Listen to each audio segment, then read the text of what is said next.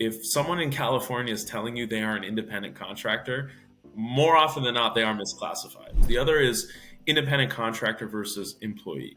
So in California, in the last several years, the legislator has codified a Supreme Court case called Dynamex, which sets forth what's called an ABC test for determining whether an employee is or an individual is an employee versus an independent contractor. This is a very difficult test to meet to be determined as an independent contractor.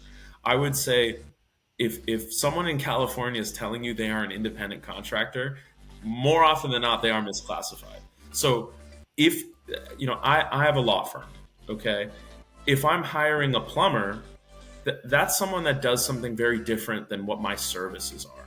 So that person is going to be an independent contractor. So that's one of the main factors is what does your business do and what are you hiring this person to do? If it's in line exactly with what your business is, that person is likely an employee. So, we do see quite often businesses just call all their employees independent contractors. And what's sort of ironic is, and this played into some of the propositions that were passed to carve out Uber drivers and Lyft drivers and things like that, is people think, oh, I'm independent and I want to be independent and I don't want to be an employee. Well, what they're not realizing sometimes is, as an employee, here are all the benefits you get, right?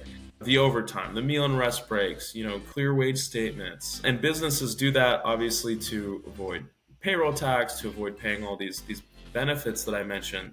So unless it's very obvious that you as an individual perform a task that is very different than what the business is, and you set your own hours, you kind of work as you wish, you're not bound to a certain schedule or any sort of clear supervision, that's sort of what determines whether someone's an independent contractor or employee. So we've had an explosion of those cases